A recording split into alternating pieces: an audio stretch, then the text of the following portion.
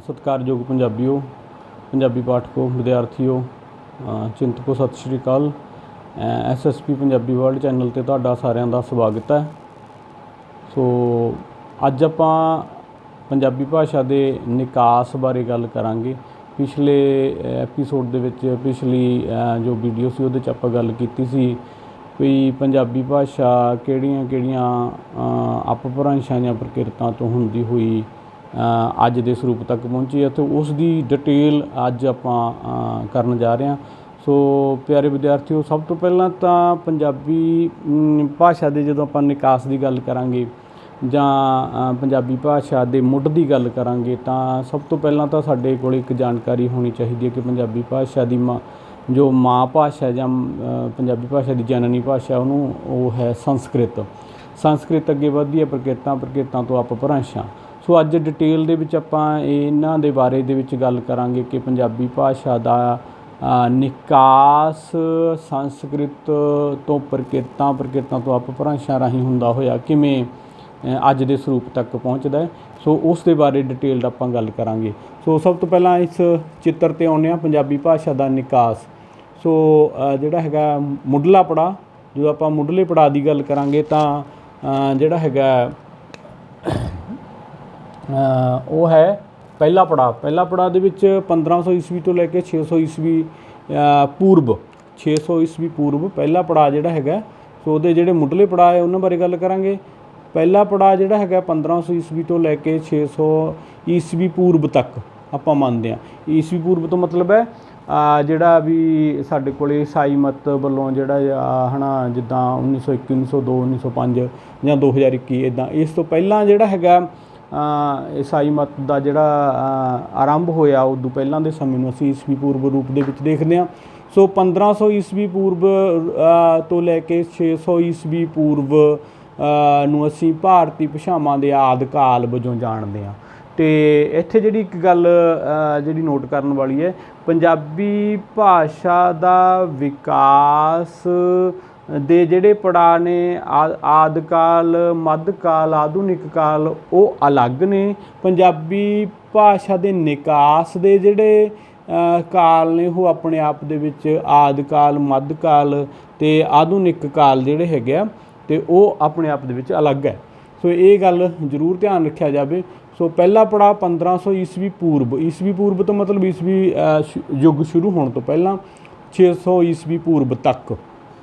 सो ये सी साडे कोल संस्कृत दे विच ही जिहड़े हैगे वेद शास्त्र जो भी है जां जिहड़े भी असीं कह सकते हैं भी ब्राह्मणां दी भाषा के रूप दे विच संस्कृत नूं वेख्या गया जां ब्राह्मणां दी भाषा के रूप दे विच संस्कृत साडे कोले साडे सामणे सीगी। सो एक जिहड़ी हैगी साडे कोले वैदिक संस्कृत जिहड़ी वेदां दी भाषा सी, औखी भाषा सी, जिन्हों पंडित लोग ही समझ सकते सी जान सकते सी, वो भाषा जिहड़ी हैगी। लौकिक संस्कृत जिहड़ी हैगी लोकां दी भाषा जिन्हों लोक बोलते सी जां जिहड़ी लोकां दे विच प्रचलित सी। सो इस नूं क्लासीकल संस्कृत वजों भी जानिया जाता है। लौकिक संस्कृत नूं क्लासीकल संस्कृत वजों भी वेख्या जाता है जां क्लासीकल संस्कृत भी इस नूं कहा जाता है। सो दोस्तों, इस वैदिक संस्कृत दे विच वेदां शास्त्रां दे जिहड़े शब्द श्लोक सी वो जिहड़े नूं सिर्फ पंडित पढ़ जान पछाण सकदे सी उही सीगे। ते लौकिक संस्कृत नूं जिन्हों आम लोक जिहड़े हैगे बोलदे सी वो लौकिक संस्कृत दे विच है। सो इस नूं आपां संस्कृत क्लासीकल संस्कृत दा नाम भी दिंदे हां। सो दूजा पड़ाਅ जिहड़ा हैगा साडे कोले पंजाबी भाषा के निकास के संदर्भ दे विच जदों देखांगे तो 600 ईस्वी पूर्व तो 850 ईस्वी पूर्व है। तो कई साहित्य चिंतकां ने, कई भाषा विग्यानियां ने, कई साहित्य खोजियां ने जां जिहड़ी हैगी भाषा दे इतिहास संबंधी गल करन वाले जो वड्डे लोग है, तो उन्होंने जिहड़ा हैगा 600 तो 1000 ईस्वी भी लिखिया है, किसी ने 700 ईस्वी तो 1000 लिखिया है। तो जिहड़े साडे कोले है ना विद्वान लोग हैं, चाहे उन्हां दे विच साडे कोल जीबी सिंह है जां ਸਾਡੇ ਕੋਲੇ ਪ੍ਰੇਮ ਪ੍ਰਕਾਸ਼ ਜੀ ਨੇ, ਜਾਂ ਸਾਡੇ ਕੋਲ ਸੰਘਾ ਸਾਹਿਬ ਹੈ, ਔਰ ਬਰਾੜ ਬੂਟਾ ਸਿੰਘ ਬਰਾੜ ਜੀ ਹੈ। ਸੋ ਇਹ ਸਾਰਿਆਂ ਨੇ ਜਿਹੜਾ ਹੈਗਾ ਅਲੱਗ-ਅਲੱਗ ਸਮੇਂ ਦਰਸਾਏ ਨੇ, ਪਰ ਮੂਲ ਰੂਪ ਦੇ ਵਿੱਚ ਜਿਹੜਾ ਸਮਾਂ ਸਾਡੇ ਕੋਲ ਬਣਦਾ 600 ਈਸਵੀ ਪੂਰਵ ਤੋਂ ਈਸਵੀ ਪੂਰਵ ਤੋਂ ਲੈ ਕੇ 850 ਈਸਵੀ ਤੱਕ। ਇੱਥੇ ਜਿਹੜਾ ਹੈਗਾ ਈਸਵੀ ਪੂਰਵ ਹੈ, ਇੱਥੇ ਈਸਵੀ ਤੱਕ ਹੈ, ਠੀਕ ਹੈ। ਸੋ ਇਹਨੂੰ ਜਿਹੜੀ ਹੈਗੀ ਆ ਭਾਰਤੀ ਭਾਸ਼ਾਵਾਂ ਦੇ ਜਿਹੜੇ ਹੈਗੇ ਨਿਕਾਸ ਦਾ ਮੱਧ ਕਾਲ ਅਸੀਂ ਕਹਿ ਸਕਦੇ ਹਾਂ। ਮੱਧ ਕਾਲ ਦੇ ਵਿੱਚ ਜਿਹੜੀਆਂ ਹੈਗੀਆਂ ਪ੍ਰਮੁੱਖ ਪ੍ਰਕਿਰਤਾਂ, ਪਾਲੀ ਪ੍ਰਕਿਰਤਾਂ ਜਾਂ ਹੋਰ ਜਿਹੜੀਆਂ ਸਾਹਿਤਕ ਪ੍ਰਕਿਰਤਾਂ ਸੀਗੀਆਂ, ਉਹ ਇਹਦੇ ਵਿੱਚ ਆਪਣੇ ਆਪ ਦੇ ਵਿੱਚ ਸ਼ਾਮਲ ਕੀਤੀਆਂ ਜਾਂਦੀਆਂ ਨੇ। ਪ੍ਰਕਿਰਤਾਂ ਜਿਹੜੀਆਂ ਹੈਗੀਆਂ ਆਪਣੇ ਆਪ ਦੇ ਵਿੱਚ ਲੌਕਿਕ ਸੰਸਕ੍ਰਿਤ ਦਾ ਅਗਲਾ ਜਿਹੜਾ ਹੈਗਾ ਪੜਾਅ ਜਾਂ ਅਗਲਾ ਰੂਪ ਹੈ। ਸੋ ਪ੍ਰਕਿਰਤਾਂ ਅਸੀਂ ਇੱਥੇ ਮੈਂ ਪਹਿਲਾਂ ਵੀ ਕਿਹਾ ਸੀ ਵੀ ਜੇ 2 ਤਰ੍ਹਾਂ ਦੀ ਹੈ ਤਾਂ ਇਹ 50 ਤਰ੍ਹਾਂ ਦੀਆਂ ਹੋ ਗਈਆਂ ਪ੍ਰਕਿਰਤਾਂ ਜਿਹੜੀਆਂ ਹੈਗੀਆਂ ਆਪਣੇ ਆਪ ਦੇ ਵਿੱਚ। ਜਿਵੇਂ ਜਿਵੇਂ ਉਹਦੇ ਆਪਾਂ ਗੱਲ ਕੀਤੀ ਸੀ ਵੀ ਕਿਸੇ ਵੀ ਭਾਸ਼ਾ ਦੇ ਫੈਲਾਓ ਦੇ ਜਿਹੜੇ ਹੈਗੇ ਆਧਾਰ ਹੁੰਦੇ ਆ, ਜਾਂ ਕਿਸੇ ਵੀ ਭਾਸ਼ਾ ਦੇ ਵਿੱਚ ਜਦੋਂ ਪਰਿਵਰਤਨ ਆਉਂਦੇ ਆ, ਜਾਂ ਕੋਈ ਭਾਸ਼ਾ ਜਿਹੜੀ ਹੈਗੀ ਅੱਗੇ ਹੋਰ ਡਿਵੈਲਪ ਹੁੰਦੀ ਹੈ, ਤਾਂ ਉਹਦੇ ਜੰਗਲਾਂ ਕਾਰਨ, ਪਹਾੜਾਂ ਕਾਰਨ, ਮੈਦਾਨਾਂ ਕਾਰਨ ਜਿਹੜੇ ਹੈਗੇ ਫਰਕ ਆ ਜਾਂਦਾ। ਤਾਂ ਉਸ ਦੇ ਆਧਾਰ 'ਤੇ ਆਪਾਂ ਵੇਖਦੇ ਹਾਂ। ਤੋ ਅਗਲਾ ਜਿਹੜਾ ਹੈਗਾ ਪ੍ਰਕਿਰਤਾਂ ਤੋਂ ਅਪਭ੍ਰੰਸ਼ਾਂ ਬਣਦੀਆਂ ਨੇ। ਅਪਭ੍ਰੰਸ਼ਾਂ ਦੇ ਇੱਕ ਇੱਥੇ ਜ਼ਿਕਰਯੋਗ ਗੱਲ ਹੈ ਵੀ ਅਪਭ੍ਰੰਸ਼ਾਂ ਅਤੇ ਪ੍ਰਕਿਰਤਾਂ ਦੇ ਨਾਂ ਹੈ ਨਾ, ਤੁਸੀਂ ਵੇਖੋਗੇ ਸਮਾਨ ਹੀ ਨੇ, ਇੱਕੋ ਹੀ ਤਰ੍ਹਾਂ ਦੇ ਨੇ, ਠੀਕ ਹੈ। ਸੋ ਪ੍ਰਕਿਰਤਾਂ ਜਿਹੜੀਆਂ ਹੈਗੀਆਂ ਆਪਣੇ ਆਪ ਦੇ ਵਿੱਚ ਅਪਭ੍ਰੰਸ਼ਾਂ ਦੇ ਰੂਪ ਦੇ ਵਿੱਚ ਅੱਗੇ ਵੱਧਦੀਆਂ ਨੇ, ਠੀਕ ਹੈ। ਅਪਭ੍ਰੰਸ਼ਾਂ ਇੱਕ ਮਤਲਬ ਅਸੀਂ ਮੰਨ ਸਕਦੇ ਹਾਂ ਵੀ 500 ਤਰ੍ਹਾਂ ਦੀਆਂ ਸੀਗੀਆਂ, ਕਿਉਂਕਿ 500 ਤਰ੍ਹਾਂ ਦੀਆਂ ਇਸ ਕਰਕੇ ਕਿਹਾ ਜਾਂਦਾ ਜਿਵੇਂ ਜਿਵੇਂ ਲੋਕਾਂ ਦੀ ਆਬਾਦੀ ਦਾ ਫੈਲਾਓ ਹੁੰਦਾ, ਆਬਾਦੀ ਦੇ ਵਿੱਚ ਵਾਧਾ ਹੁੰਦਾ, ਤਿਵੇਂ ਤਿਵੇਂ ਇੱਕ ਥਾਵਾਂ ਤੋਂ ਦੂਜੀਆਂ ਥਾਵਾਂ 'ਤੇ ਜਾਂਦੇ ਨੇ ਲੋਕ, ਅਤੇ ਉਹ ਇਸ ਕਰਕੇ ਜਿਹੜੀ ਹੈਗੀਆਂ ਸਾਡੇ ਕੋਲ ਅਪਭ੍ਰੰਸ਼ਾਂ ਦੀ ਗਿਣਤੀ ਜਾਂ ਜਿਹੜੀ ਹੈਗੀਆਂ ਭਾਸ਼ਾਵਾਂ, ਬੋਲਣ ਵਾਲੀਆਂ ਭਾਸ਼ਾਵਾਂ ਦੀ ਜਿਹੜੀ ਗਿਣਤੀ ਆ ਉਹ ਵੱਧਦੀ ਤੁਰੀ ਜਾਂਦੀ ਹੈ। ਤੋ ਅਪਭ੍ਰੰਸ਼ਾਂ ਜਿਹੜੀਆਂ ਹੈਗੀਆਂ ਅਸੀਂ ਮੱਧ ਕਾਲ ਦੇ ਵਿੱਚ ਹੀ ਇਹਨੂੰ ਰੱਖਿਆ। ਅਪਭ੍ਰੰਸ਼ਾਂ ਜਿਨ੍ਹਾਂ ਦੇ ਵਿੱਚੇ ਚਾਹੇ ਸੌਰਸ਼ੈਨੀ ਹੈ, ਚਾਹੇ ਪਛਾਂਚੀ ਹੈ, ਚਾਹੇ ਆਪਣੇ ਆਪ ਦੇ ਵਿੱਚ ਕਈ, ਇਹ ਆਪਣੇ ਆਪ ਦੇ ਵਿੱਚ ਪ੍ਰਕਿਰਤਾਂ ਵੀ ਨੇ, ਆਪਣੇ ਆਪ ਦੇ ਵਿੱਚ ਇਹ ਅਪਭ੍ਰੰਸ਼ਾਂ ਵੀ ਨੇ। ਸੋ ਪ੍ਰਕਿਰਤਾਂ ਅਤੇ ਅਪਭ੍ਰੰਸ਼ਾਂ ਦੇ ਤਕਰੀਬਨ ਜਿਹੜੇ ਹੈਗੇ ਕੁਛ ਕੁ ਨਾਮ ਜਿਹੜੇ ਹੈਗੇ ਸਮਾਨ ਹੀ ਮਿਲਦੇ, ਇੱਕੋ ਤਰ੍ਹਾਂ ਦੇ ਨਾਮ ਹੈ ਨਾ ਸਾਡੇ ਕੋਲ ਮਿਲਦੇ ਨੇ। ਜਿਹੜੀ ਹੈਗੀ ਹੈ ਜਾਂ ਸਾਡੇ ਕੋਲ ਟੱਕੀ ਅਤੇ ਮਦਰ ਅੱਗੇ ਅਪਭ੍ਰੰਸ਼ਾਂ ਜਿਹੜੀਆਂ ਹੈਗੀਆਂ ਉਹ ਨਵੇਂ ਨਾਂ ਅਸੀਂ ਪੰਜਾਬੀ ਜਿਹੜੀ ਹੈਗੀ ਭਾਸ਼ਾ ਦੇ ਨਿਕਾਸ ਦੇ ਆਧਾਰ ਵਜੋਂ ਅਸੀਂ ਉਹਨਾਂ ਨੂੰ ਵੇਖਾਂਗੇ। ਉਹ ਜਿਹੜਾ ਹੈਗਾ ਪ੍ਰਕਿਰਤਾਂ ਨਾਲੋਂ ਅਲੱਗ ਸਰੂਪ ਹੈਗਾ ਆਪਣੇ ਆਪ ਦੇ ਵਿੱਚ ਜਿਹੜਾ ਹੈਗਾ ਅਪਭ੍ਰੰਸ਼ਾਂ ਦਾ। ਸੋ ਇਹ ਮੱਧ ਕਾਲ ਦੇ ਵਿੱਚ ਪ੍ਰਕਿਰਤਾਂ ਅਤੇ ਅਪਭ੍ਰੰਸ਼ਾਂ ਜਿਹੜੀਆਂ ਹੈਗੀਆਂ ਉਹ ਪੰਜਾਬੀ ਭਾਸ਼ਾ ਦੇ ਸ਼ਬਦਾਂ ਨਾਲ ਸਮਾਨਤਾ ਰੱਖਣ ਵਾਲੀਆਂ ਜਿਹੜੀਆਂ ਹੈਗੀਆਂ ਇਹ ਸਾਡੇ ਕੋਲ ਮਿਲਦੀਆਂ ਨੇ, ਜਿਨ੍ਹਾਂ ਤੋਂ ਅਸੀਂ ਪੰਜਾਬੀ ਭਾਸ਼ਾ ਦੇ ਨਿਕਾਸ ਦੀ ਗੱਲ ਕਰ ਸਕਦੇ ਹਾਂ, ਜਾਂ ਪੰਜਾਬੀ ਭਾਸ਼ਾ ਇਹਨਾਂ ਦੇ ਵਿੱਚੋਂ ਨਿਕਲੀ ਹੋਈ ਮੰਨ ਸਕਦੇ ਹਾਂ। ਅਤੇ ਤੀਜਾ ਪੜਾਅ ਹੈ ਸਾਡੇ ਕੋਲ ਆਧੁਨਿਕ ਭਾਰਤੀ ਆਰੀਆਈ ਭਾਸ਼ਾਵਾਂ। ਹੁਣ ਪ੍ਰਕਿਰਤਾਂ ਅਪਭ੍ਰੰਸ਼ਾਂ ਜਦੋਂ ਅੱਗੇ ਵੱਧਦੀਆਂ ਨੇ ਤਾਂ ਆਧੁਨਿਕ ਭਾਰਤੀ ਆਰੀਆ ਭਾਸ਼ਾਵਾਂ ਜਿਹੜੀਆਂ ਹੈਗੀਆਂ ਹੋਂਦ ਦੇ ਵਿੱਚ ਆਉਂਦੀਆਂ ਨੇ, ਜਿਹੜੀਆਂ ਸਮੁੱਚੇ ਭਾਰਤ ਦੀਆਂ ਸਾਡੇ ਕੋਲ ਹੈ ਨਾ ਅਸੀਂ ਕਹਿ ਸਕਦੇ ਹਾਂ ਭਾਸ਼ਾਵਾਂ ਨੇ। ਅੱਜ ਭਾਰਤ ਦੇ ਵਿੱਚ ਜਿਹੜੀ ਹੈਗਾ ਸੰਵਿਧਾਨ ਵੱਲੋਂ 22 ਭਾਸ਼ਾਵਾਂ ਨੂੰ ਹੈ ਨਾ ਮਾਨਤਾ ਦਿੱਤੀ ਗਈ ਹੈ। ਸੋ ਉਹ ਮਾਨਤਾ ਹਾਸਲ ਕਰਨ ਵਾਲੀਆਂ, ਉਸ ਤੋਂ ਇਲਾਵਾ ਹਜ਼ਾਰਾਂ ਦੀ ਗਿਣਤੀ ਦੇ ਵਿੱਚ ਜਿਨ੍ਹਾਂ ਨੇ ਭਾਸ਼ਾ ਵਿਗਿਆਨੀਆਂ ਨੇ ਮੰਨਿਆ ਵੀ ਤਕਰੀਬਨ 5000 ਤੋਂ ਲੈ ਕੇ 5500 ਤੱਕ ਅੱਜ ਪੂਰੇ ਭਾਰਤ ਦੇ ਵਿੱਚ ਭਾਸ਼ਾਵਾਂ ਬੋਲੀਆਂ ਜਾਂਦੀਆਂ ਨੇ। ਅਤੇ ਹਾਲਾਂਕਿ ਸਾਡੇ ਕੋਲ ਬਹੁਤੀਆਂ ਭਾਸ਼ਾਵਾਂ ਦੀ ਆਪਣੀ ਲਿਪੀ ਵੀ ਨਹੀਂ ਹੈ, ਪਰ ਫਿਰ ਵੀ ਉਹ ਭਾਸ਼ਾਵਾਂ ਦੇ ਰੂਪ ਦੇ ਵਿੱਚ ਬੋਲੀਆਂ ਸਮਝੀਆਂ ਜਾਂਦੀਆਂ ਨੇ, ਰਾਬਤੇ ਦਾ ਉਹ ਸਾਧਨ ਨੇ। ਤੋ ਜਿਹੜੀ ਹੈਗੀਆਂ ਇਸ ਤਰ੍ਹਾਂ ਜਿਹੜੀ ਹੈਗੀ ਆ ਅੱਜ ਜਿਹੜੀ ਹੈਗੀ ਆ ਭਾਸ਼ਾਵਾਂ ਦੀ ਜਿਹੜੀ ਹੈਗੀ ਗਿਣਤੀ ਤਕਰੀਬਨ 5000 ਤੋਂ 5500 ਤੱਕ ਜਿਹੜੀ ਹੈਗੀ ਅਸੀਂ ਮਿੱਥਦੇ ਹਾਂ, ਜਾਂ ਜਿਹੜੇ ਹੈਗੇ ਭਾਸ਼ਾ ਵਿਗਿਆਨੀ ਇਸ ਤਰ੍ਹਾਂ ਦਾ ਵਿਚਾਰ ਰੱਖਦੇ ਨੇ ਕਿ ਭਾਰਤ ਦੇ ਵਿੱਚ ਇਸ ਕਿਸਮ ਦੀਆਂ ਇੰਨੀਆਂ ਭਾਸ਼ਾਵਾਂ ਜਿਹੜੀਆਂ ਹੈਗੀਆਂ ਬੋਲੀਆਂ ਜਾਂਦੀਆਂ ਨੇ। ਤੋ ਉਹਦੇ ਵਿੱਚ ਜਿਹੜੀ ਹੈਗੀ ਆ ਪੰਜਾਬੀ, ਸਿੰਧੀ, ਹਿੰਦੀ, ਗੁਜਰਾਤੀ, ਮਰਾਠੀ, ਅਸਾਮੀ, ਕੋਕਣੀ, ਬੰਗਾਲੀ, ਇਹ ਪ੍ਰਮੁੱਖ ਜਿਹੜੀਆਂ ਹੈਗੀਆਂ ਭਾਸ਼ਾਵਾਂ ਨੇ ਜਿਹੜੀਆਂ ਨੂੰ ਜਿਹੜੀ ਹੈਗੀ ਆ ਸੰਵਿਧਾਨ ਵੱਲੋਂ ਵੀ ਆਪਣੇ ਆਪ ਦੇ ਵਿੱਚ ਮਾਨਤਾ ਦਿੱਤੀ ਗਈ ਹੈ, ਜਾਂ ਸੰਵਿਧਾਨ ਵੱਲੋਂ ਵੀ ਜਿਹੜਾ ਹੈਗਾ ਆਪਣੇ ਆਪ ਦੇ ਵਿੱਚ ਉਹਨੂੰ ਜਿਹੜਾ ਹੈਗਾ ਪ੍ਰਵਾਨ ਕੀਤਾ ਗਿਆ। ਸੋ ਪੰਜਾਬੀ ਸਾਡੀ ਉਹਨਾਂ ਦੇ ਵਿੱਚੋਂ ਇੱਕ ਹੈ। ਸੋ ਇਸ ਤਰ੍ਹਾਂ ਪੰਜਾਬੀ ਭਾਸ਼ਾ ਦੇ ਜਦੋਂ ਨਿਕਾਸ ਦੀ ਆਪਾਂ ਗੱਲ ਕਰਦੇ ਹਾਂ ਤਾਂ ਪੰਜਾਬੀ ਭਾਸ਼ਾ ਸੰਸਕ੍ਰਿਤ ਤੋਂ ਲੈ ਕੇ ਵੈਦਿਕ ਸੰਸਕ੍ਰਿਤ, ਵੈਦਿਕ ਤੋਂ ਲੌਕਿਕ ਸੰਸਕ੍ਰਿਤ, ਪ੍ਰਕਿਰਤਾਂ, ਅਪਭ੍ਰੰਸ਼ਾਂ ਅਤੇ ਆਧੁਨਿਕ ਭਾਸ਼ਾਵਾਂ ਦੇ ਰੂਪ ਦੇ ਵਿੱਚ ਸਾਡੇ ਕੋਲੇ ਅੱਜ ਵਾਲੇ ਸਰੂਪ 'ਚ ਸਾਡੇ ਕੋਲ ਪਹੁੰਚਦੀ ਹੈ। ਇਸ ਦਾ ਸਮਾਂ ਜਿਹੜਾ ਹੈਗਾ 850 ਈਸਵੀ ਤੋਂ ਅੱਜ ਤੱਕ ਜਿਹੜਾ ਹੈਗਾ ਸਾਡੇ ਕੋਲ ਮਿਥਿਆ ਜਾ ਸਕਦਾ 850 ਈਸਵੀ ਤੋਂ ਅੱਜ ਤੱਕ। ਹੁਣ ਇੱਕ ਗੱਲ ਜਿਹੜੀ ਹੈਗੀ ਆ, ਜਦੋਂ ਅਸੀਂ ਪੰਜਾਬੀ ਸਾਹਿਤ ਬਾਰੇ, ਇੱਥੇ ਆਪਾਂ ਭਾਸ਼ਾ ਬਾਰੇ ਗੱਲ ਕਰਾਂਗੇ, ਜਦੋਂ ਪੰਜਾਬੀ ਸਾਹਿਤ ਦੀ ਜਾਂ ਪੰਜਾਬੀ ਭਾਸ਼ਾ ਦੇ ਸਾਹਿਤ ਦੇ ਇਤਿਹਾਸ ਦੇ ਸੰਦਰਭ ਦੇ ਵਿੱਚ ਜਦੋਂ ਗੱਲ ਕਰਾਂਗੇ ਤਾਂ ਪੰਜਾਬੀ ਸਾਹਿਤ ਦਾ ਜਿਹੜਾ ਹੈਗਾ ਆਰੰਭ ਵੀ ਜਿਹੜਾ ਹੈਗਾ ਨਾਥਾਂ ਜੋਗੀਆਂ ਦੀਆਂ ਰਚਨਾਵਾਂ ਤੋਂ 850 ਈਸਵੀ ਦੇ ਕਰੀਬ ਜਿਹੜਾ ਹੈਗਾ ਹੋਂਦ ਵਿੱਚ ਆਉਣਾ ਸ਼ੁਰੂ ਹੋਇਆ। ਸੋ ਕਿਉਂਕਿ ਉਸ ਸਮੇਂ ਦੇ ਵਿੱਚ ਇਹ ਸਾਰੇ ਪੜਾਅ ਨਿਕਾਸ ਦੇ ਪਾਰ ਕਰਕੇ ਪੰਜਾਬੀ ਇੱਕ ਆਪਾਂ ਪਹਿਲਾਂ ਵੀ ਗੱਲ ਕੀਤੀ ਸੀ, ਇੱਕ ਮਿਲਗੋਭਾ ਰੂਪ ਦੇ ਵਿੱਚ ਸਾਡੇ ਸਾਹਮਣੇ ਸੀ। ਸੋ ਉਸ ਤੋਂ ਅੱਗੇ ਆਪਾਂ ਇਹਨੀ ਗੱਲ ਕਰਾਂਗੇ। ਤੋ ਸਾਡੇ ਕੋਲੇ ਜਿਹੜੀ ਹੈਗੀ ਹੈ ਪੰਜਾਬੀ ਭਾਸ਼ਾ ਆਪਣੇ ਆਪ ਦੇ ਵਿੱਚ ਜਿਹੜੀ ਮਿਲਗੋਭੇ ਵਾਲੀ ਅਵਸਥਾ ਸੀ ਉਹ ਇਹ ਸੀਗੀ ਹਿੰਦੀ, ਹਿੰਦਵੀ, ਰਾਜਸਥਾਨੀ, ਪੰਜਾਬੀ। ਇਹ ਸਾਡੇ ਕੋਲੇ ਪੰਜਾਬੀ ਭਾਸ਼ਾ ਦੀ 850 ਈਸਵੀ ਦੀ ਜਿਹੜੀ ਹੈਗੀ ਸਾਡੇ ਕੋਲ ਸਥਿਤੀ ਹੈ। ਇਸ ਤਰ੍ਹਾਂ ਦੀ ਜਿਹੜੀ ਹੈਗੀਆਂ ਨਾਥਾਂ ਜੋਗੀਆਂ ਦੀਆਂ ਰਚਨਾਵਾਂ ਦੇ ਵਿੱਚ ਅਸੀਂ ਵੇਖਦੇ ਹਾਂ। ਹੁਣ ਇਸੇ ਦੇ ਨਾਲ ਹੀ ਜੁੜਦੀ ਕਿ ਸਾਡੇ ਕੋਲੇ ਅਲੱਗ-ਅਲੱਗ ਤਰ੍ਹਾਂ ਦੇ ਵਿਚਾਰ ਨੇ ਪੰਜਾਬੀ ਭਾਸ਼ਾ ਦਾ ਨਿਕਾਸ। ਜਦੋਂ ਪੰਜਾਬੀ ਭਾਸ਼ਾ ਦੇ ਨਿਕਾਸ ਦੀ ਗੱਲ ਕਰਾਂਗੇ ਤਾਂ ਜਿਹੜਾ ਹੈਗਾ ਪੰਜਾਬੀ ਭਾਸ਼ਾ ਦਾ ਨਿਕਾਸ ਜਿਹੜਾ ਹੈਗਾ ਮਤਲਬ ਸਾਡੇ ਕੋਲ ਅਸੀਂ ਇਹ ਮਿੱਥ ਸਕਦੇ ਹਾਂ ਵੀ ਜਿਹੜਾ ਹੈਗਾ 800 ਈਸਵੀ ਤੋਂ ਜਿਹੜਾ ਹੈਗਾ 850 ਦੇ ਦਰਮਿਆਨ ਜਿਹੜਾ ਹੈਗਾ ਮਤਲਬ ਨਾਥਾਂ ਜੋਗੀਆਂ ਦੀਆਂ ਰਚਨਾਵਾਂ ਤੋਂ ਹੋਇਆ। ਅਤੇ ਉਹਦੇ ਵਿੱਚ ਜਿਹੜੀ ਸਭ ਤੋਂ ਵੱਡੀ ਗੱਲ ਹੈ ਕਿ ਉਹ ਅਲੱਗ-ਅਲੱਗ ਤਰ੍ਹਾਂ ਦੇ ਵਿਚਾਰ ਨੇ ਕਿ ਸੌਰਸ਼ੇਨੀ, ਅਪਭ੍ਰੰਸ਼ ਜਾਂ ਪ੍ਰਕਿਰਤ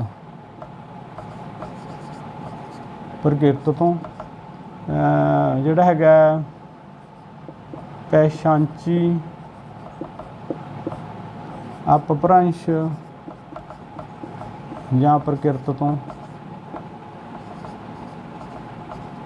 ਤੀਜਾ ਜਿਹੜਾ ਹੈਗਾ ਵਿਚਾਰ ਹੈ ਕਿ ਕਈ ਜਿਹੜਾ ਹੈਗਾ ਅਪਭ੍ਰੰਸ਼ ਜਾਂ ਪ੍ਰਕਿਰਤ ਤੋਂ। ਇਹ ਸਾਡੇ ਕੋਲ ਤਿੰਨ ਤਰ੍ਹਾਂ ਦੇ ਪ੍ਰਮੁੱਖ ਰੂਪ ਦੇ ਵਿੱਚ ਵਿਚਾਰ ਉੱਭਰ ਕੇ ਸਾਹਮਣੇ ਆਉਂਦੇ ਨੇ ਵੀ ਸੌਰਸੈਨੀ ਅਪਭ੍ਰੰਸ਼ ਦੇ ਵਿੱਚੋਂ ਹੋਇਆ ਜਾਂ ਪ੍ਰਕਿਰਤ ਦੇ ਵਿੱਚ ਪੈਸ਼ਾਂਚੀ 'ਚੋਂ ਹੋਇਆ, ਅਪਭ੍ਰੰਸ਼ 'ਚੋਂ ਹੋਇਆ ਜਾਂ ਪੈਸ਼ਾਂਚੀ ਪ੍ਰਕਿਰਤ 'ਚੋਂ ਹੋਇਆ, ਕਿ ਕਈ ਅਪਭ੍ਰੰਸ਼ 'ਚ ਹੋਇਆ ਜਾਂ ਕਈ ਪ੍ਰਕਿਰਤ 'ਚੋਂ ਹੋਇਆ। ਸੋ ਇੱਕ ਗੱਲ ਜਿਹੜੀ ਹੈਗੀ ਆ ਮੋਟੀ ਜੀ ਸਾਡੇ ਕੋਲੇ ਸਾਹਮਣੇ ਹੈ ਵੀ ਅਸਲ 'ਚ ਜਿਹੜੀਆਂ ਹੈਗੀਆਂ ਬਹੁਤੀਆਂ ਪ੍ਰਕਿਰਤਾਂ ਹੀ ਆਪਣੇ ਆਪ ਦੇ ਵਿੱਚ ਅਪਭ੍ਰੰਸ਼ਾਂ ਬਣਦੀਆਂ ਨੇ, ਜਾਂ ਅਪਭ੍ਰੰਸ਼ਾਂ ਦੀ ਜਿਹੜਾ ਹੈਗਾ ਵਿਸ਼ਾਲਤਾ ਦਾ ਆਧਾਰ ਆਪਣੇ ਆਪ ਦੇ ਵਿੱਚ ਪ੍ਰਕਿਰਤਾਂ ਨੇ। ਠੀਕ ਹੈ। ਸੋ ਸਾਡੇ ਕੋਲੇ ਇਹੀ ਪੰਜਾਬੀ ਭਾਸ਼ਾ ਦੇ ਸੰਦਰਭ ਦੇ ਵਿੱਚ ਤਿੰਨ ਜਿਹੜੇ ਹੈਗਾ ਪ੍ਰਕਿਰਤਾਂ ਜਿਹੜੀਆਂ ਹੈਗੀਆਂ ਜਾਂ ਅਪਭ੍ਰੰਸ਼ਾਂ ਸਾਹਮਣੇ ਆਉਂਦੀਆਂ ਨੇ ਕਿ ਇਹਨਾਂ ਦੇ ਵਿੱਚੋਂ ਹੀ ਪੰਜਾਬੀ ਭਾਸ਼ਾ ਦਾ ਨਿਕਾਸ ਹੋਇਆ। ਅਲੱਗ-ਅਲੱਗ ਤਰ੍ਹਾਂ ਦੇ ਵਿਚਾਰ ਨੇ ਚਾਹੇ ਉਹ ਸਾਡੇ ਕੋਲੇ ਗ੍ਰੀਅਰਸਨ ਹੋਵੇ ਚਾਹੇ ਸਾਡੇ ਕੋਲ ਹੋਰ ਹੈ ਨਾ ਭਾਸ਼ਾ ਵਿਗਿਆਨੀ ਹੋਣ।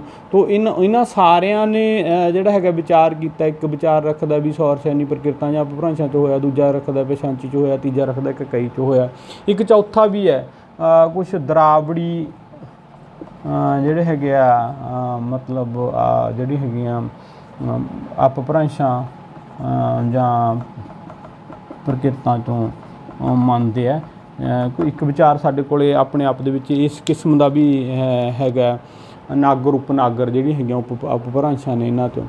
ਤੋ ਜਿਹੜੀ ਮੋਟੀ ਜੀ ਗੱਲ ਹੈ, ਦੋ ਗੱਲਾਂ ਜਿਹੜੀਆਂ ਹੈਗੀਆਂ ਸਾਡੇ ਕੋਲ ਹੈ ਵੀ ਜਿਹੜੀ ਹੈਗੀ ਹੈ ਖਾਸ ਕਰ ਜਿਹੜੀ ਭਾਰਤ ਵਾਲਾ ਪਾਸਾ ਹੈ ਪੰਜਾਬ ਦਾ, ਜਾਂ ਅਸੀਂ ਕਹਿੰਦੇ ਹਾਂ ਪੂਰਬੀ ਪੰਜਾਬੀ ਬਾਰੇ ਅੱਜ ਜਿਹੜਾ ਹੈਗਾ ਵਿਚਾਰ ਇੱਕ ਬਣਿਆ ਹੋਇਆ। ਕਿਉਂਕਿ ਇਹਦੀ ਡਿਟੇਲ ਬਹੁਤ ਹੈ। ਜਦੋਂ ਜੇ ਆਪਾਂ ਡਿਟੇਲ ਬਹੁਤੀ ਕਰਨ ਲੱਗੇ ਕਿ ਹੈ ਨਾ ਅਸੀਂ ਸੌਰ ਸੈਨੀ ਨੂੰ ਕਿਵੇਂ ਸਿੱਧ ਕਰੀਏ, ਪਛਾਂਚੀ ਨੂੰ ਕਿਵੇਂ ਸਿੱਧ ਕਰੀਏ, ਕਈ ਨੂੰ ਕਿਵੇਂ ਸਿੱਧ ਕਰੀਏ, ਤਾਂ ਇੱਕ ਸਾਡੇ ਕੋਲ ਮੋਟਾ ਜਿਹਾ ਵਿਚਾਰ ਹੈ ਵੀ ਬਹੁਤੇ ਵਿਦਵਾਨ ਜਿਹੜੇ ਪੂਰਬੀ ਪੰਜਾਬੀ ਹੈ ਉਹਨੂੰ ਮੰਨਦੇ ਆ ਵੀ ਸੌਰ ਸੈਨੀ ਅਪਭ੍ਰੰਸ਼ ਤੋਂ ਵਿੱਚੋਂ ਆਈ ਹੈ। ਅਤੇ ਕੁਛ ਕੁ ਜਿਹੜੇ ਹੈਗੇ ਆ ਸਾਡੇ ਜਿਹੜੇ ਪੱਛਮੀ ਪੰਜਾਬੀ ਹੈ ਜਾਂ ਪੱਛਮੀ ਜਿਹੜੀਆਂ ਉਪ ਭਾਸ਼ਾਵਾਂ ਨੇ ਪੰਜਾਬੀ ਦੀਆਂ, ਜਾਂ ਜਿਹੜੀਆਂ ਕਹਿ ਸਕਦੇ ਹਾਂ ਅਸੀਂ ਵੀ ਖਾਸ ਕਰ ਪੱਛਮ ਦੇ ਵਿੱਚ ਜੋ ਪੰਜਾਬੀ ਹੈ ਨਾ ਬੋਲੀ ਜਾਂਦੀ ਸੀਗੀ, ਤੋ ਉਹਨਾਂ ਦੇ ਜ਼ਿਆਦਾ ਅੰਸ਼ ਜਿਹੜੇ ਹੈਗੇ ਆ ਪਛਾਂਚੀ ਦੇ ਵਿੱਚ ਮਿਲਦੇ ਨੇ। ਠੀਕ ਹੈ ਜੀ। ਅਤੇ ਤੀਸਰੀ ਜਿਹੜੀ ਹੈਗੀ ਆ ਸਾਡੇ ਕੋਲ ਜਿਹੜਿਆਂ 'ਤੇ ਵਧੇਰੇ ਵਿਦਵਾਨ ਸਹਿਮਤ ਨੇ ਵੀ ਕਈ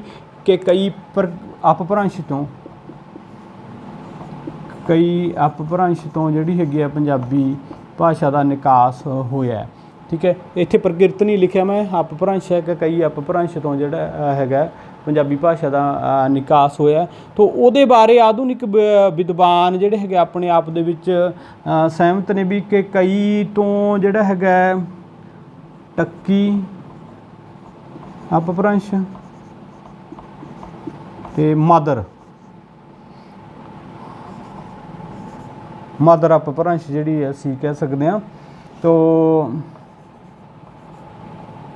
ਜਾਂ ਮਦਰ ਦੇਸ਼ ਅਪਭ੍ਰੰਸ਼ ਕਹਿੰਦੇ ਹਾਂ। ਸੋ ਇਹਨਾਂ ਤੋਂ ਪੰਜਾਬੀ ਭਾਸ਼ਾ ਦਾ ਜਿਹੜਾ ਹੈਗਾ ਅਸੀਂ ਜਿਹੜਾ ਹੈਗਾ ਨਿਕਾਸ ਮੰਨਦੇ ਹਾਂ, ਜਾਂ ਪੰਜਾਬੀ ਭਾਸ਼ਾ ਇਹਨਾਂ ਤੋਂ ਇਸ ਅਪਭ੍ਰੰਸ਼ਾਂ ਤੋਂ ਪੈਦਾ ਹੋਈ। ਕਿਉਂਕਿ ਪਛਾਂਚੀ ਅਤੇ ਸੌਰ ਸੈਨੀ ਦਾ ਸੁਮੇਲ ਹੀ ਕਈ ਅਪਭ੍ਰੰਸ਼ ਹੈ ਆਪਣੇ ਆਪ ਦੇ ਵਿੱਚ। ਵਧੇਰੇ ਲੱਛਣ ਜਿਹੜੇ ਹੈਗੇ ਆ ਕਈ ਦੇ ਵਿੱਚ ਸੌਰ ਸੈਨੀ ਅਤੇ ਪਛਾਂਚੀ ਅਪਭ੍ਰੰਸ਼ਾਂ ਵਾਲੇ ਪਏ ਆ, ਜਾਂ ਸੌਰ ਸੈਨੀ ਅਤੇ ਪਛਾਂਚੀ ਪ੍ਰਕਿਰਤਾਂ ਵਾਲੇ ਪਏ ਆ। ਸੋ ਕਿ ਕਈ ਅੱਗੇ ਹੈ ਨਾ ਵੱਧ ਕੇ ਜਿਹੜੀ ਹੈਗੀ ਹੈ ਸਾਡੇ ਕੋਲ ਮਤਲਬ ਟੱਕੀ ਅਪਭ੍ਰੰਸ਼ ਰਾਹੀਂ ਹੁੰਦੀ ਹੋਈ ਮਾਦਰ ਦੇਸ਼ ਦੀਆਂ ਜਿਹੜੀ ਹੈਗੀ ਆ ਅਪਭ੍ਰੰਸ਼ ਰਾਹੀਂ ਹੁੰਦੀ ਹੋਈ ਉਹ ਪੰਜਾਬੀ ਜਿਹੜਾ ਹੈਗਾ ਮਤਲਬ ਪੰਜਾਬੀ ਭਾਸ਼ਾ 850 ਈਸਵੀ ਵਿੱਚ ਆਪਣਾ ਸਰੂਪ ਅਖਤਿਆਰ ਕਰਦੀ ਹੈ, ਜਾਂ ਪੰਜਾਬੀ ਭਾਸ਼ਾ ਦਾ ਨਿਕਾਸ ਇਹਨਾਂ ਤੋਂ ਹੁੰਦਾ। ਸੋ ਵਧੇਰੇ ਵਿਦਵਾਨ ਇਸ ਗੱਲ 'ਤੇ ਸਹਿਮਤ ਨੇ ਕਿ ਜਿਹੜੀ ਹੈਗੀ ਹੈ ਜਦੋਂ ਅਸੀਂ ਇੱਧਰਲੇ ਪੂਰਬੀ ਪੰਜਾਬੀ ਵਿਦਵਾਨਾਂ ਦੀ ਗੱਲ ਕਰਾਂਗੇ ਤਾਂ ਬਹੁਤੇ ਪੂਰਬੀ ਪੰਜਾਬੀ ਵਿਦਵਾਨ ਸੌਰ ਸੈਨੀ ਤੋਂ ਪੰਜਾਬੀ ਭਾਸ਼ਾ ਦਾ ਨਿਕਾਸ ਹੋਇਆ ਮੰਨਦੇ ਨੇ। ਜਿਹੜੇ ਸਾਡੇ ਕੋਲ ਪੂਰਬ ਵਾਲੇ ਆਪਣੇ ਆਪ ਦੇ ਵਿੱਚ ਹੈ ਨਾ ਭਾਸ਼ਾ ਵਿਗਿਆਨੀ ਨੇ, ਜਾਂ ਜਿਹੜੀਆਂ ਪੂਰਬ ਦੀਆਂ ਜਿਹੜੀਆਂ ਉਪ ਭਾਸ਼ਾਵਾਂ ਦੇ ਆਧਾਰ 'ਤੇ ਜਦੋਂ ਅਸੀਂ ਗੱਲ ਕਹਿੰਦੇ ਹਾਂ ਪੱਛਮ ਦੀਆਂ ਹੈ ਨਾ ਉਪ ਭਾਸ਼ਾਵਾਂ ਦੇ ਆਧਾਰ 'ਤੇ ਗੱਲ ਕਹਿੰਦੇ ਤਾਂ ਪਛਾਂਚੀ ਤੋਂ ਜਿਹੜਾ ਹੈਗਾ ਉਹਦਾ ਆਰੰਭ ਹੋਇਆ ਮੰਨਦੇ ਨੇ। ਅਤੇ ਕਈ ਆਪਣੇ ਆਪ ਦੇ ਵਿੱਚ ਕਿਉਂਕਿ ਉਹ ਇਹਨਾਂ ਦੋਨਾਂ ਦਾ ਜਿਹੜਾ ਹੈਗਾ ਆਪਣੇ ਆਪ ਦੇ ਵਿੱਚ ਇੱਕ ਖਾਸ ਤਰ੍ਹਾਂ ਦਾ ਰੂਪ ਸੀਗਾ, ਸੋ ਉਹ ਅੱਗੇ ਵੱਧਦਾ। ਅਤੇ ਕਈ ਅਪਭ੍ਰੰਸ਼ ਤੋਂ ਟੱਕੀ ਅਪਭ੍ਰੰਸ਼ਾਂ ਰਾਹੀਂ ਹੁੰਦੀ ਹੋਈ ਪੰਜਾਬੀ ਆਪਣਾ ਜਿਹੜਾ ਹੈਗਾ 850 ਈਸਵੀ ਦੇ ਨੇੜੇ ਤੇੜੇ, ਜਾਂ 800 ਈਸਵੀ ਤੋਂ 850 ਈਸਵੀ ਤੱਕ ਆਪਣਾ ਸਰੂਪ ਅਖਤਿਆਰ ਕਰਦੀ ਹੈ, ਜਾਂ ਆਪਣਾ ਸਰੂਪ ਧਾਰਨ ਕਰਦੀ ਹੈ। ਸੋ ਮੁੱਢਲੇ ਰੂਪ ਦੇ ਵਿੱਚ ਜਦੋਂ ਅਸੀਂ ਗੱਲ ਕੀਤੀ ਸੀ ਵੀ ਸਾਡੇ ਕੋਲ ਜਿਹੜੀਆਂ ਭਾਸ਼ਾਵਾਂ ਦਾ ਆਪਣੇ ਆਪ ਦੇ ਵਿੱਚ ਆਦਿਕਾਲ ਮੱਧਕਾਲ ਜਾਂ ਭਾਸ਼ਾਈ ਨਿਕਾਸ ਦਾ ਆਦਿਕਾਲ ਮੱਧਕਾਲ ਜਿਹੜਾ ਹੈਗਾ ਹੋਰ ਹੈ, ਅਤੇ ਆਪਣੇ ਆਪ ਦੇ ਵਿੱਚ ਸਾਹਿਤ ਦਾ ਜਿਹੜਾ ਹੈਗਾ ਆਦਿਕਾਲ ਮੱਧਕਾਲ ਹੋਰ ਹੈ। ਸੋ ਅੱਜ ਆਪਾਂ ਅਗਲੇ ਐਪੀਸੋਡ ਦੇ ਵਿੱਚ ਜਿਹੜਾ ਹੈਗਾ ਇਹਨਾਂ ਬਾਰੇ ਜਾਂ ਪੰਜਾਬੀ ਸਾਹਿਤ ਦੇ ਆਰੰਭ ਬਾਰੇ ਆਪਾਂ ਗੱਲ ਕਰਾਂਗੇ, ਕਿਉਂਕਿ ਇੱਥੇ ਤੱਕ ਦੱਸਣਾ ਜ਼ਰੂਰੀ ਸੀ ਕਿ ਪੰਜਾਬੀ ਭਾਸ਼ਾ ਦਾ ਨਿਕਾਸ ਕਿੰਨਾ ਕਿੰਨਾ ਪੜਾਵਾਂ ਦੇ ਵਿੱਚੋਂ ਲੰਘ ਕੇ ਜਿਹੜਾ ਹੈਗਾ ਅੱਜ ਵਾਲਾ ਸਰੂਪ ਜਿਹੜਾ ਹੈਗਾ ਅਖਤਿਆਰ ਕਰਦਾ ਪੰਜਾਬੀ ਭਾਸ਼ਾ ਦਾ ਸਰੂਪ ਜਿਹੜਾ ਹੈਗਾ ਅੱਜ ਦੇ ਹੈ ਨਾ ਰੂਪ ਵਿੱਚ ਹੈ ਨਾ ਕਿਵੇਂ ਪਹੁੰਚਦਾ। ਸੋ ਆਪਾਂ ਹੈ ਨਾ ਉਹਦੇ ਬਾਰੇ 'ਚ ਮੁੱਢਲੀਆਂ ਗੱਲਾਂ ਕੀਤੀਆਂ, ਉਹਦੇ ਬਾਰੇ 'ਚ ਜਰਨਲ ਗੱਲਾਂ ਕੀਤੀਆਂ। ਸੋ ਅਪਭ੍ਰੰਸ਼ਾਂ ਬਾਰੇ ਗੱਲ ਕੀਤੀ, ਪ੍ਰਕਿਰਤਾਂ ਬਾਰੇ ਗੱਲ ਕੀਤੀ, ਪੰਜਾਬੀ ਭਾਸ਼ਾ ਦੇ ਨਿਕਾਸ ਬਾਰੇ ਗੱਲ ਕੀਤੀ। ਸੋ ਪੰਜਾਬੀ ਭਾਸ਼ਾ ਦਾ ਨਿਕਾਸ ਜਾਂ ਪੰਜਾਬੀ ਸਾਹਿਤ ਦਾ ਜਿਹੜਾ ਹੈਗਾ ਆਪਣੇ ਆਪ ਦੇ ਵਿੱਚ ਆਰੰਭ ਹੈ ਉਹ 800 ਤੋਂ ਲੈ ਕੇ 850 ਈਸਵੀ ਦੇ ਨੇੜੇ ਤੇੜੇ ਆਮ ਲੋਕਾਂ ਦੇ ਵਿੱਚ ਜਿਹੜੀ ਹੈਗੀ ਇਹ ਭਾਸ਼ਾ ਬੋਲੀ ਜਾਣ ਲੱਗ ਪਈ ਸੀ। ਅਤੇ ਸਾਹਿਤਕ ਮੁੱਢ ਜਿਹੜਾ ਹੈਗਾ ਨਾਥਾਂ ਜੋਗੀਆਂ ਦੀਆਂ ਰਚਨਾਵਾਂ ਤੋਂ ਜਿਹੜਾ ਹੈਗਾ ਉਹ 850 ਈਸਵੀ ਦੇ ਨੇੜੇ ਤੇੜੇ ਵੱਜਦਾ। ਤੋ ਇਹ ਜਿਹੜਾ ਹੈਗਾ ਸਾਡੇ ਦਿਮਾਗ ਦੇ ਵਿੱਚ ਕਲੀਅਰ ਹੋਣਾ ਚਾਹੀਦਾ ਸੀਗਾ ਇਸ ਸੰਕਲਪ ਦੇ ਬਾਰੇ। ਸੋ ਬਾਕੀ ਗੱਲਾਂ ਆਉਣ ਵਾਲੀ ਵੀਡੀਓ ਦੇ ਵਿੱਚ ਜਾਂ ਆਉਣ ਵਾਲੇ ਐਪੀਸੋਡ ਦੇ ਵਿੱਚ ਕਰਾਂਗੇ। ਸੋ ਵੱਧ ਤੋਂ ਵੱਧ ਇਸ ਚੈਨਲ ਨੂੰ ਸਬਸਕ੍ਰਾਈਬ ਕਰੋ, ਲਾਈਕ ਕਰੋ ਅਤੇ ਆਪਣੇ ਦੋਸਤਾਂ ਮਿੱਤਰਾਂ ਨੂੰ ਦੱਸੋ। ਤੁਹਾਡਾ ਸਾਰਿਆਂ ਦਾ ਬਹੁਤ ਬਹੁਤ ਧੰਨਵਾਦ। Thank you.